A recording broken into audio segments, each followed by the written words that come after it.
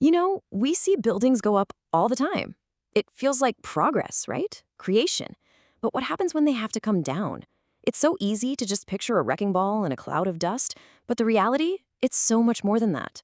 It's a science of unbuilding, an engineered process where control is absolutely everything. So let's just think about this for a second, because this is the wild part. A building is this incredible system of forces, all meticulously designed to fight gravity and stand strong for decades, maybe a century. So how in the world do you take that apart in a matter of days, or even hours, without the whole thing just, turning on you in an instant? That's the puzzle we're going to solve today. All right, first things first. We need to get one thing straight. Modern demolition isn't about chaos. It's actually about a planned collapse. The real goal isn't just to make a building disappear. It's about choosing the absolute perfect method to do it with surgical precision and total control. Okay, check this out. This table really shows you the whole spectrum of control. On one end, you've got explosives, super specialized, obviously, for a very, very controlled collapse. Then you have things like these hydraulic nibblers that literally take bites out of concrete and steel, which gives you incredible precision. On the other extreme, that classic wrecking ball. Yeah, you hardly ever see it anymore, and for good reason. It's just wild. You can't really control it. And in between, you've got simpler methods for smaller structures, and even something called deconstruction, taking a building apart piece by piece, which is perfect for recycling. Picking the right tool for the job is the first critical decision. So before you can even think about controlling the demolition, you have to understand the dangers. And believe me, they are everywhere. You've got the massive, obvious risks of a building falling down, but you've also got these invisible threats that can cause harm for years to come. It's a seriously complex web of risks. This right here, this is the #1 fear on any demolition site: a premature collapse. Just think about it. Every single piece you remove, every support you cut, you are unleashing forces that were designed to hold that building up. You're literally betraying the one thing that building was made to do. And if you get the sequence or the timing wrong, gravity always, always wins. So what could possibly trigger a catastrophe like that? Well, it could be something as simple as overloading a floor with debris that it was never built to hold. Or maybe you weaken an adjacent building that happens to share a wall or support. Or, and this is the scary part, it could be something you never even saw coming, like a hidden weakness because someone illegally salvaged some steel beams before your crew even got there. The building is constantly changing, and every single move matters. And this illustrates the point perfectly. The danger isn't just the big, loud, obvious stuff. Of course, we can see the risk of falling materials or a machine tipping over, but what about the hidden threats? The invisible asbestos fibers that get kicked up into the air, the lead from old paint that turns into this toxic dust.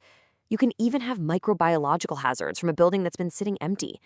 Often, the things you can't see are every bit as dangerous as the ones you can. So, who do you have to protect from all this? The workers? Of course. But the real answer is everyone. And this isn't just a moral thing, it is the law. This number, 3, refers to Section 3 of the Health and Safety at Work Act, and it is crystal clear that your legal duty to keep people safe goes way beyond your employees. It extends to the public, to your neighbors, even to trespassers. Okay, so with all these terrifying hazards lurking around, how do you even begin to make demolition safe? Well, that brings us right to our third section, the blueprint for safety. The answer is actually pretty simple, but it is absolutely non-negotiable. You plan. Everything, and I mean everything, starts with a detailed plan written long before a single boot hits the ground. And I want you to really let this sink in. This isn't a suggestion. It's not a best practice guideline. It is the law. The CDM regulations are explicit. A written plan must exist. It is the absolute foundation of the entire operation. Just thinking about it isn't enough. It has to be documented, detailed, and deliberate.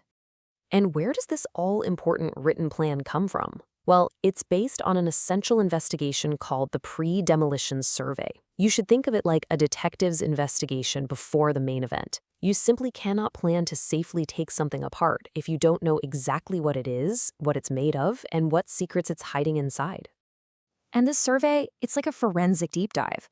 First up, you assess the structure itself. How old is it? How was it built? Second, you track down all the utilities, gas, water, electricity, and you plan exactly how to safely isolate them. Third, you hunt for hazards, and a specific survey for asbestos isn't just a good idea, it's mandatory. Fourth, you look at the surroundings. How close are we to roads, to other buildings, to people? And finally, you have to plan for all the waste, because everything you take down has to go somewhere safely. All right, so you've got the blueprint. Now it's time to put it into action. This is where the plan meets the ground, where theory meets reality, and we're about to see how you actually control the chaos. Now, in safety, there's this really important idea. You have two core strategies. The safe place strategy is all about engineering the environment to be safe. But here's the thing with demolition. You are intentionally making the place unsafe, right? That's the whole point. So that's why the focus has to pivot to a safe person strategy. It's all about protecting the individual worker within that constantly changing hazardous environment with the right training, supervision, and gear. So what does that look like on the ground? Well, you'll see exclusion zones, basically big fenced-off buffer areas to keep people safely away. You'll see temporary works, like steel props and supports, put in place to stop the building from collapsing before you're ready for it to. Debris gets removed using covered chutes. You never ever just bomb material from a height. And maybe most importantly of all, this is not a job for amateurs. All of this has to be done by trained specialists under the constant watch of a competent supervisor. So let's bring it all home. The next time you see a building coming down with the dust flying and the machines working, I want you to remember this. It is not random destruction. It is a carefully engineered process of deconstruction. Every step is planned, every risk is managed, and every action is controlled. It's basically construction, just in reverse. So I'll leave you with one last question to chew on. If the plan is the blueprint, right, it's just paper. What's the one thing, the most critical element that holds that entire plan together on a chaotic site? What keeps it from falling apart when that first wall actually starts to crumble?